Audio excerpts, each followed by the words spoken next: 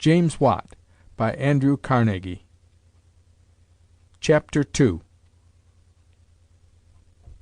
Glasgow to London, return to Glasgow.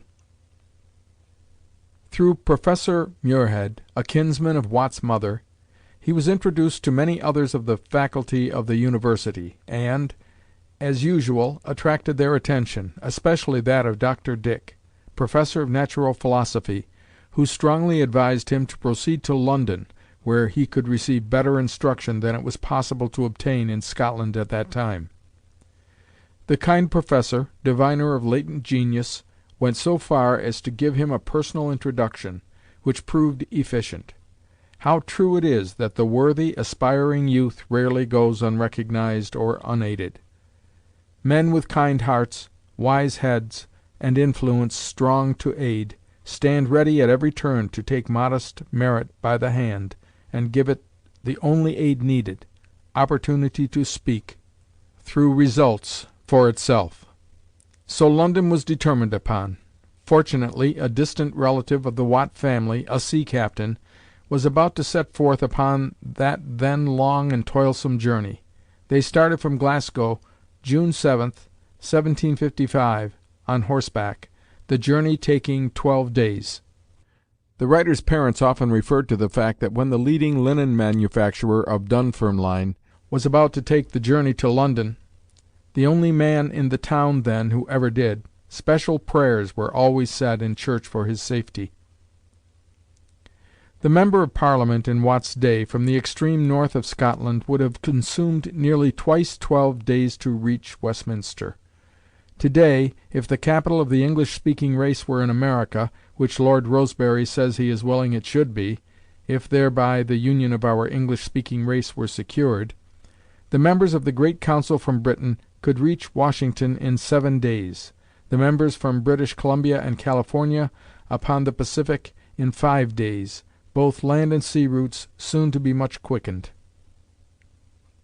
Those sanguine prophets who predict the reunion of our race on both sides of the Atlantic can at least aver that in view of the union of Scotland and England, the element of time required to traverse distances to and from the capital is no obstacle, since the most distant points of the new empire, Britain in the east and British Columbia and California in the west, would be reached in less than 1/3 the time required to travel from the north of Scotland to London at the time of the union. Besides, the telegraph today binds the parts together, keeping all citizens informed, and stirring their hearts simultaneously thousands of miles apart. Glasgow to London, 1755, 12 days. 1905, 8 hours. Thus, under the genius steam, tamed and harnessed by Watt, the world shrinks into a neighborhood, giving some countenance to the dreamers who may perchance be proclaiming a coming reality. We may continue, therefore, to indulge the hope of the coming Parliament of Man, the Federation of the World, or even the older and wider prophecy of Burns, that "it's coming yet for a' that, when a man to man, the world o'er, shall be brithers be for a' that." There comes to mind that jewel we owe to Plato, which surely ranks as one of the most precious of all our treasures.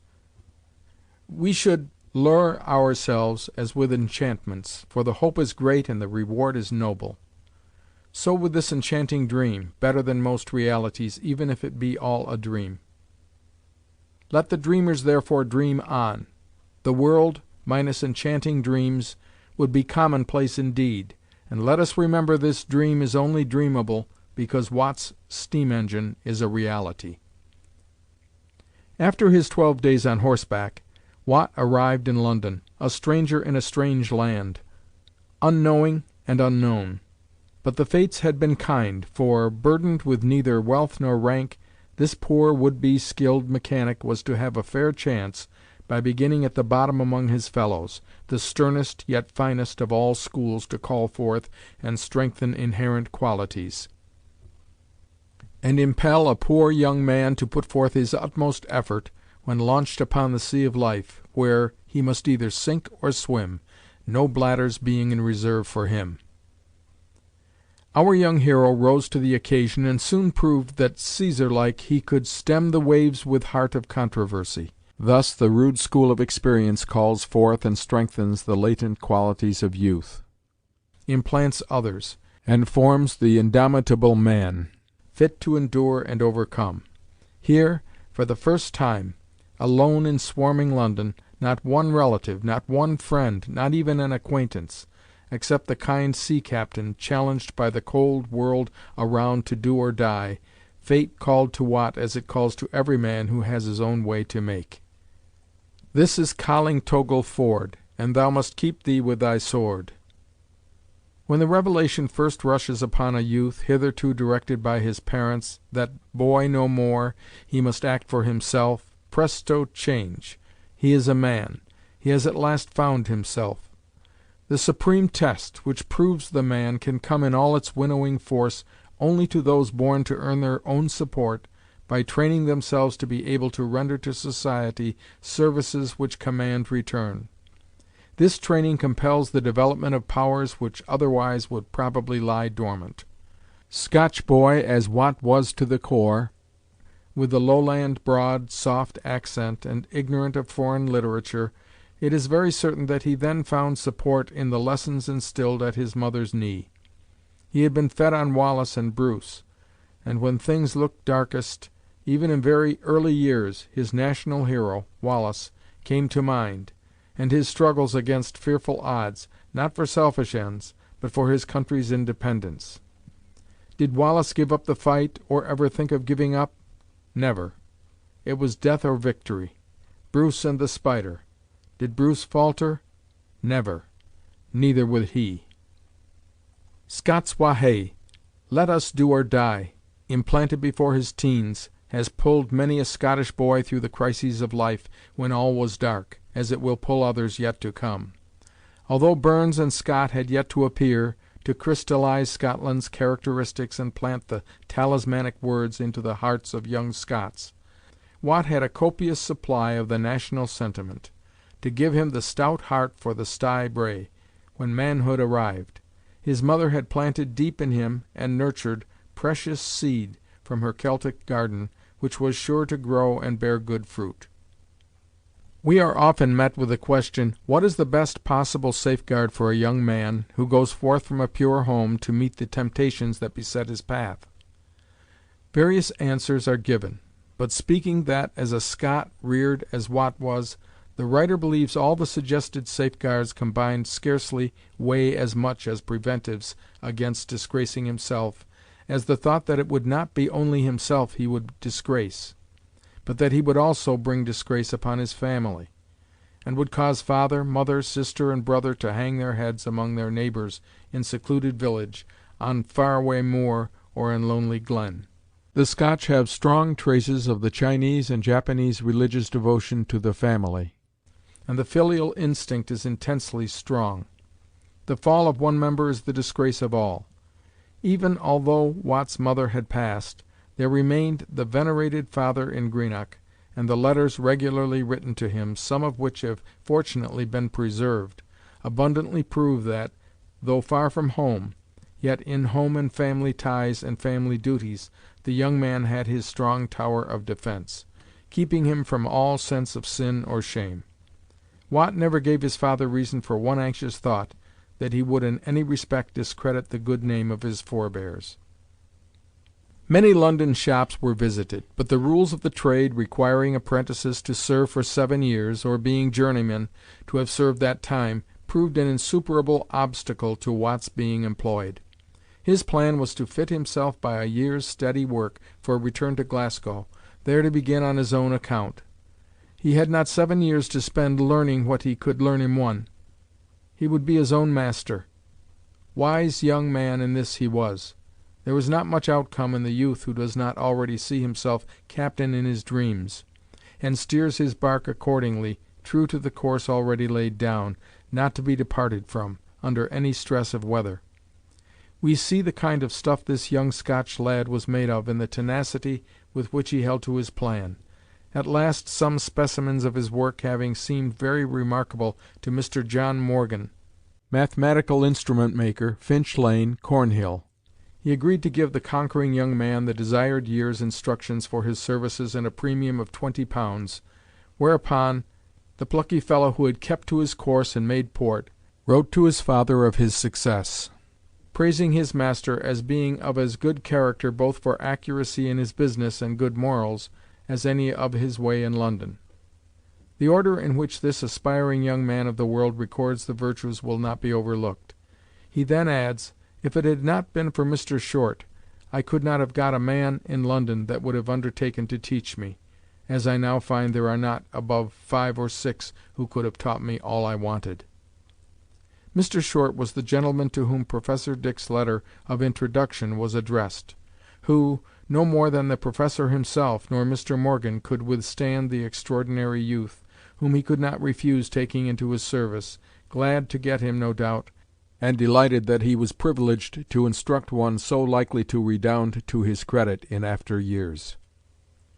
Thus Watt made his start in London, £20 premium being duly remitted from home. Up to this time Watt had been a charge on his father, but it was very small, for he lived in the most frugal style at a cost of only $2 per week. In one of his letters to his father he regrets being unable to reduce it below that, knowing that his father's affairs were not prosperous. He, however, was able to obtain some remunerative work on his own account, which he did after his day's task was over, and soon made his position secure as a workman. Specialization he met with for the first time, and he expresses surprise that very few here know any more than how to make a rule, others a pair of dividers, and such like. Here we see that even at that early day division of labor had won its way in London, though yet unknown in the country. The jack-of-all-trades, the handy-man, who can do everything, gives place to the specialist, who confines himself to one thing in which practice makes him perfect. Watt's mission saved him from this, for to succeed he had to be master, not of one process, but of all. Hence we find him first making brass scales, parallel rulers, and quadrants. By the end of 1 month in this department he was able to finish a Hadley quadrant. From this he proceeded to azimuth compasses, brass sectors, theodolites, and other delicate instruments. Before his year was finished he wrote his father that he had made a brass sector with a French joint, which is reckoned as nice a piece of framing work as is in the trade, and expressed the hope that he would soon now be able to support himself and be no longer a charge upon him. It is highly probable that this first tool, finished by his own hands, brought to Watt more unalloyed pleasure than any of his greater triumphs of later years, just as the first week's wages of youth, money earned by service rendered, proclaiming coming manhood, brings with it a thrill and glow of proud satisfaction, compared with which all the millions of later years are as dross. Writers upon labor, who have never labored, generally make the profound mistake of considering labor as one solid mass, when the truth is that it contains orders and degrees as distinct as those in aristocracy. The workman skilled beyond his fellows, who is called upon by his superintendent to undertake the difficult job in emergencies, ranks high, and probably enjoys an honorable title, a pet name conferred by his shopmates. Men measure each other as correctly in the workshop as in the professions, and each has his deserved rank. When the right man is promoted, they rally round and enable him to perform wonders. Where favoritism or poor judgment is shown, the reverse occurs, and there is apathy and dissatisfaction, leading to poor results and serious trouble.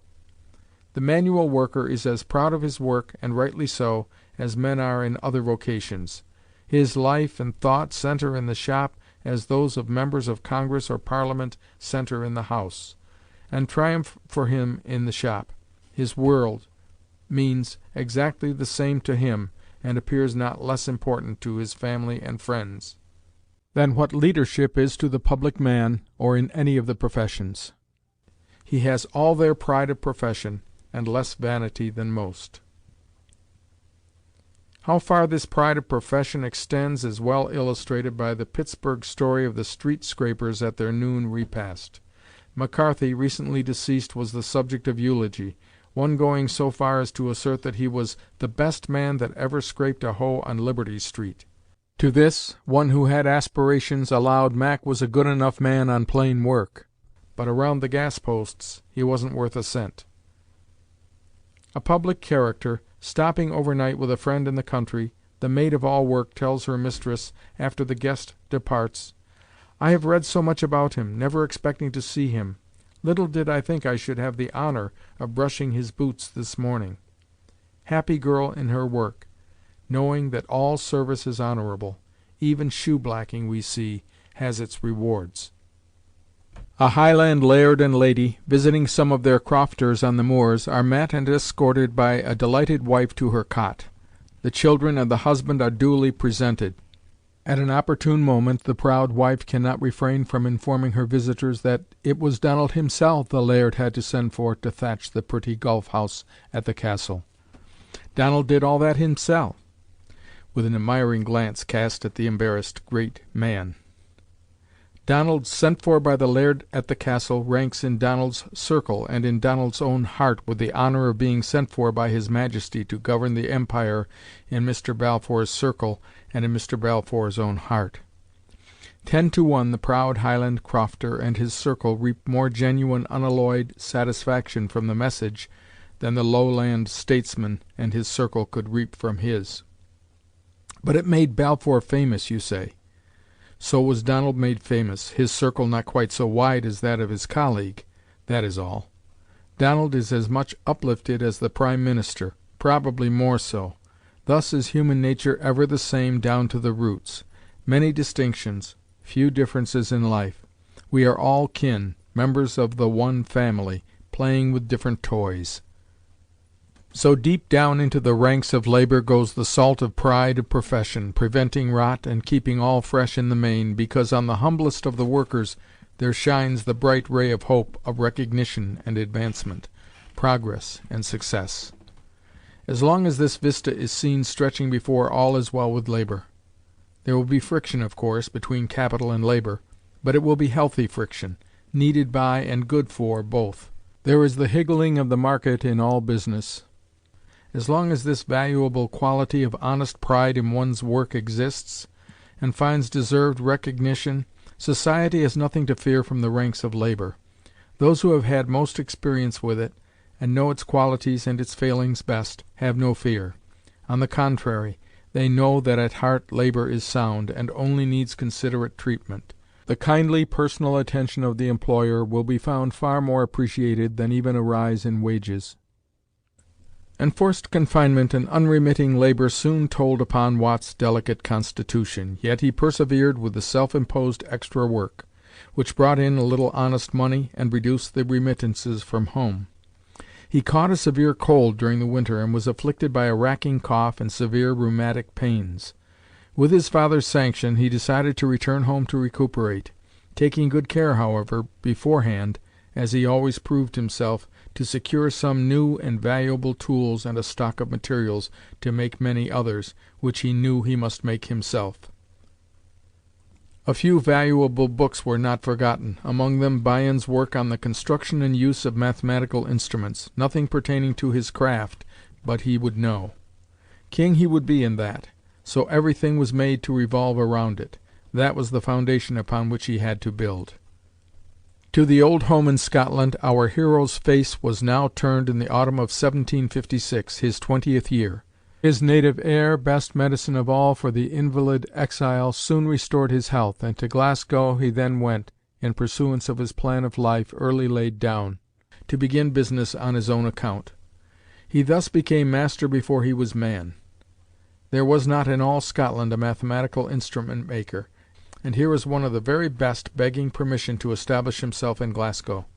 As in London, so in Glasgow, however, the rules of the Guild of Hammermen, to which it was decided a mathematical instrument maker would belong, if one of such high calling made his appearance, prevented Watt from entrance if he had not consumed 7 years in learning the trade.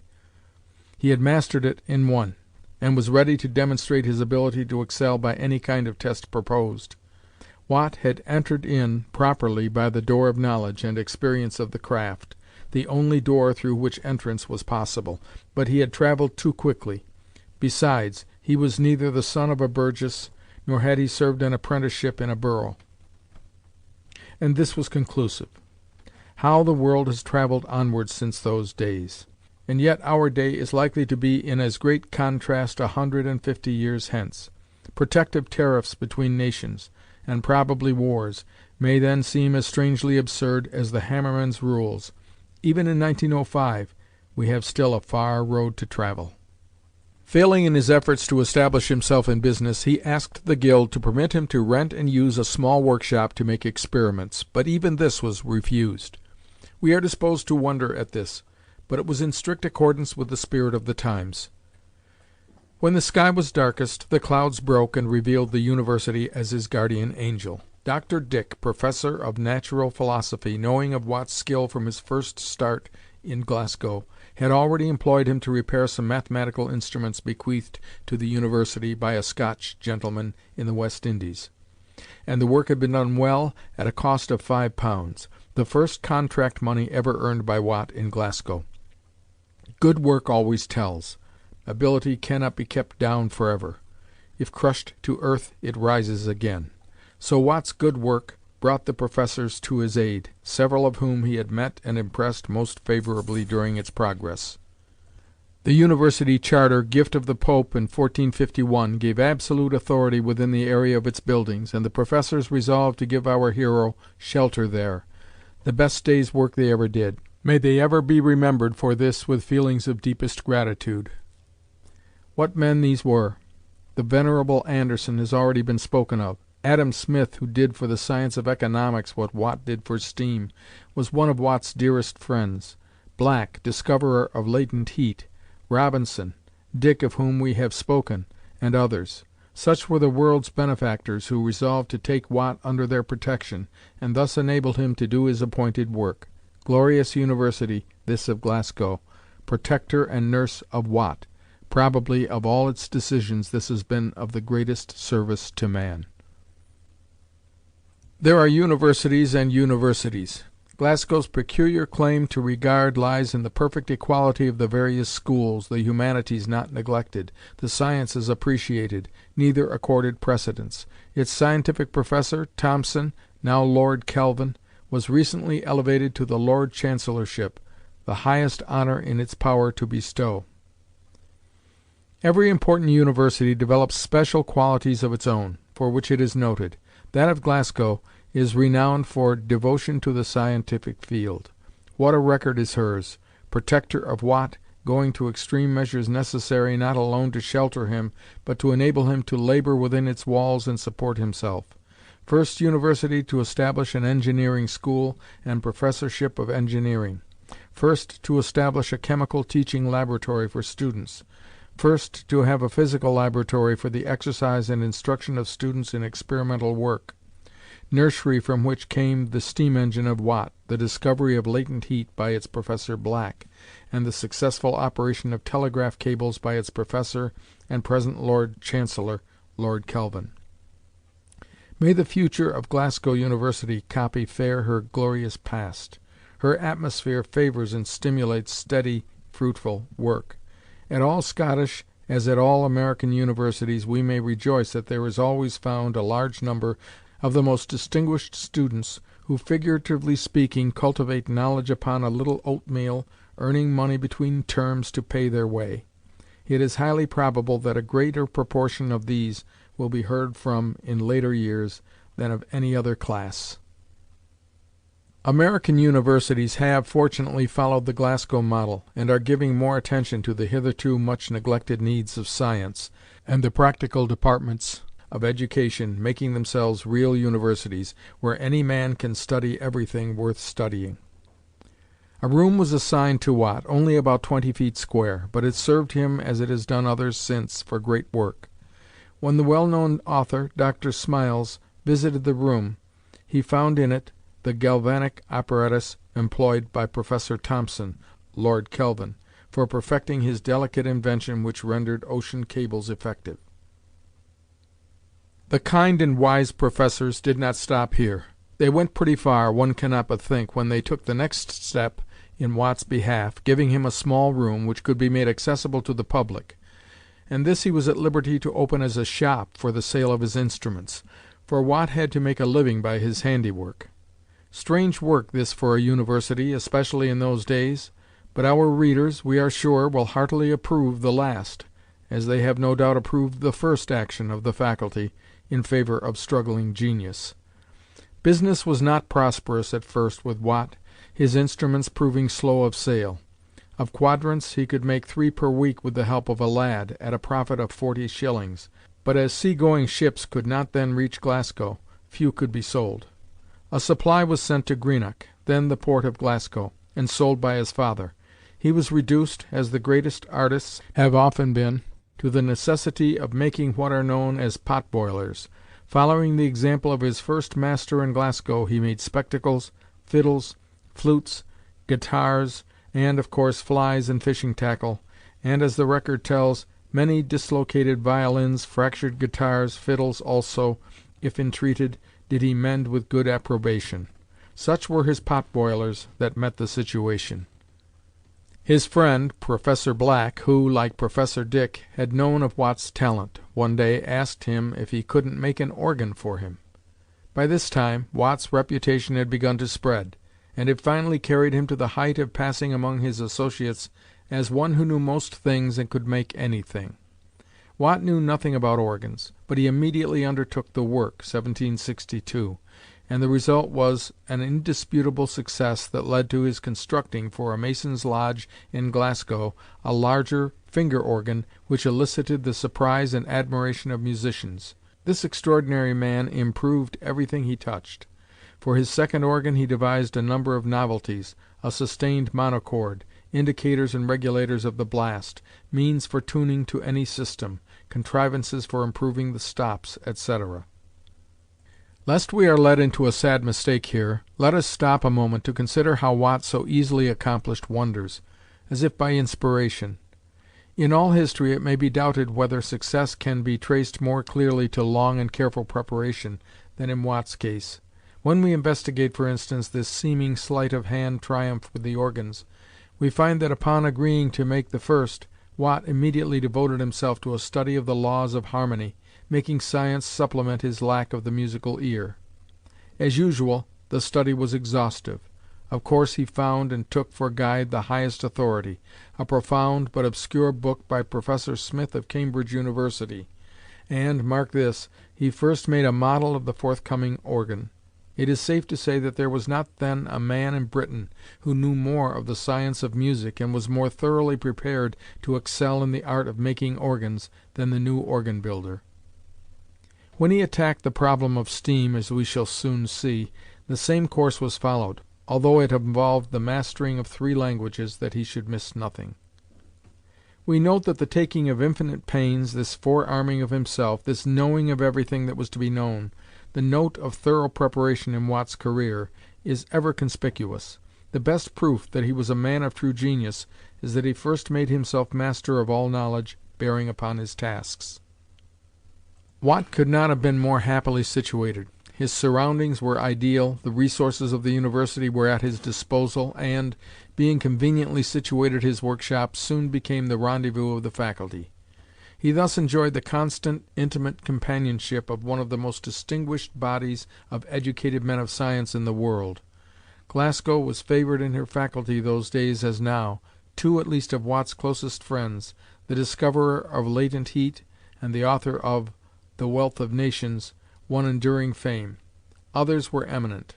He did not fail to realize his advantages, and has left several acknowledgments of his debt to those who were all much my superiors, I never having attended a college, and being then but a mechanic.